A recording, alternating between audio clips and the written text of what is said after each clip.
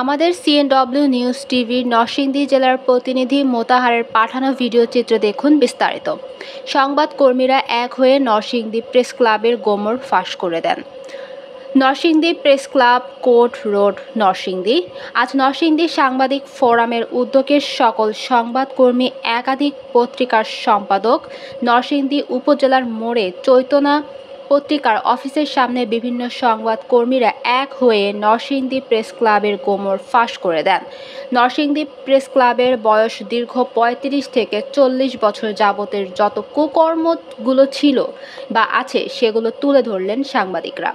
আওয়ামী লীগের আমলে নরসিংদী জেলার বিভিন্ন এমপি মন্ত্রীদের হাত ধরে বিভিন্ন বড় বড় ব্যবসায়িক ইন্ডাস্ট্রিজ, মেল কারখানা এবং বড় বড় শিল্পপতিকে জিম্মা করে।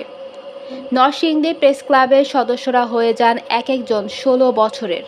এই আওয়ামী লীগের আমলে ৫-১০ তলা বিল্ডিং এর মালিক এবং লক্ষ কোটি টাকার মালিক।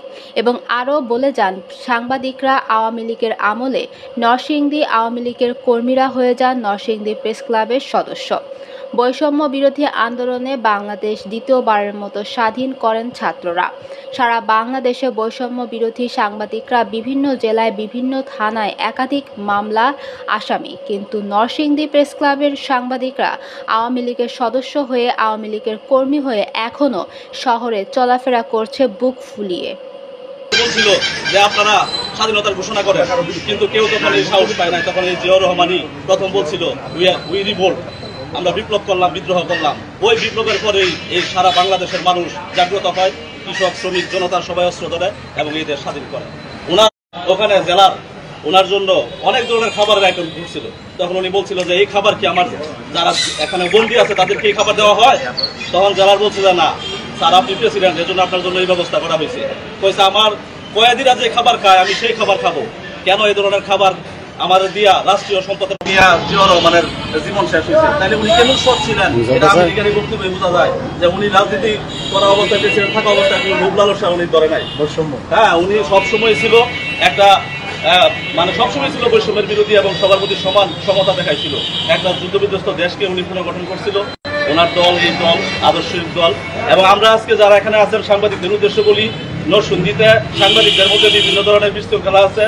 যারা যোগ্য লোক আছে তাদেরও দেখেন বিভিন্নভাবে সাংবাদিকদের মধ্যে বিশৃঙ্খলা তৈরি করা একটা মুষ্টিমেয় লোক, তারা প্রেস ক্লাব দল করে প্রেস ক্লাবের মধ্যে তাদের পছন্দের লোক নিয়ে প্রেস ক্লাবের মধ্যে সদস্য করে। যারা তাদের লোক না তাদের প্রেস ক্লাবে সদস্য করে না।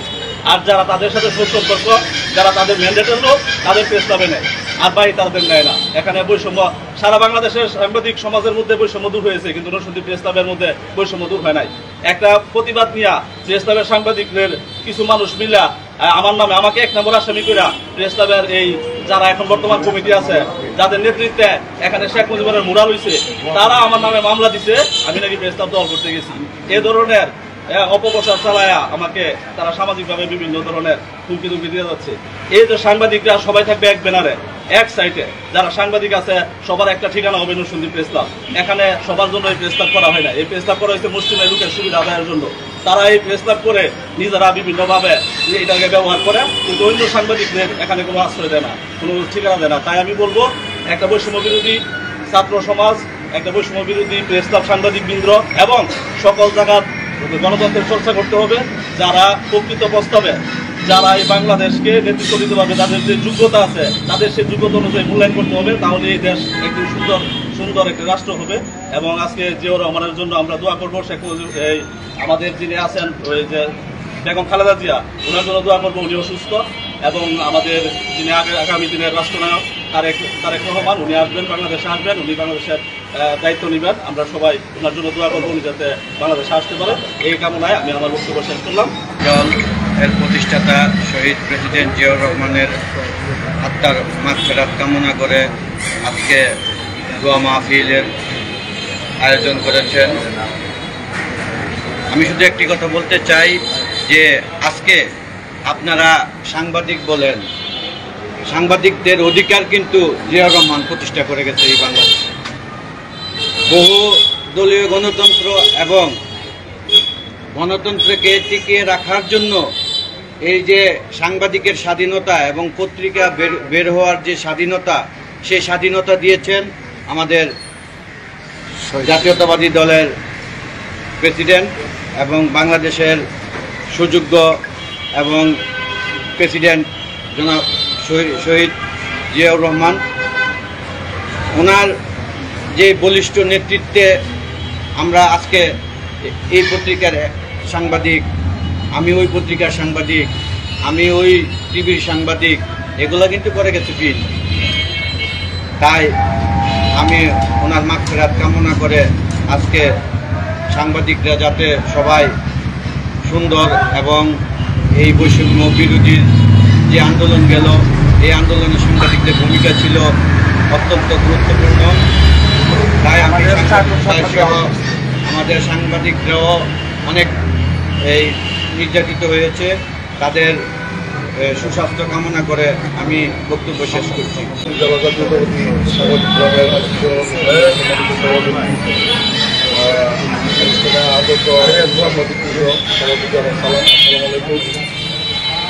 আজকে দীর্ঘদিন পরে আমরা জাতীয় সাংবাদিক ফোরামের আয়োজনে আয়োজিত হতে পেরে আনন্দিত। আওয়ামী দুঃশাসনের যে প্রেক্ষাপট ছিল বিগত 17 বছর, এর মধ্যে থেকে অনেক প্রতিকূলতা পেরিয়েই আমরা আজকে এই অবস্থানে এসে পৌঁছেছি। এখানে বক্তব্য দেবেন আমাদের বড় ভাই যারা আছে, তারা বক্তব্য দেবেন। তা আমি সংক্ষেপে এতটুকু বলবো, আমরা যাতে ভবিষ্যতে ঐক্যবদ্ধভাবে থেকে তাদের মোকাবেলা করতে পারি, এই কামনায় আমার বক্তব্য শেষ করছি। আসসালামু আলাইকুম। আমরা জাতীয় দল বিএনপি প্রতিষ্ঠা বার্ষিকী উপলক্ষে শহীদ জিয়া অমর হোক এবং এই আমাদের যারা এই ছাত্র জনতা আন্দোলনে, আমরা যারা যাদের এই বৈষম্য বিরোধী ছাত্র আন্দোলনের ছাত্র জনতা যারা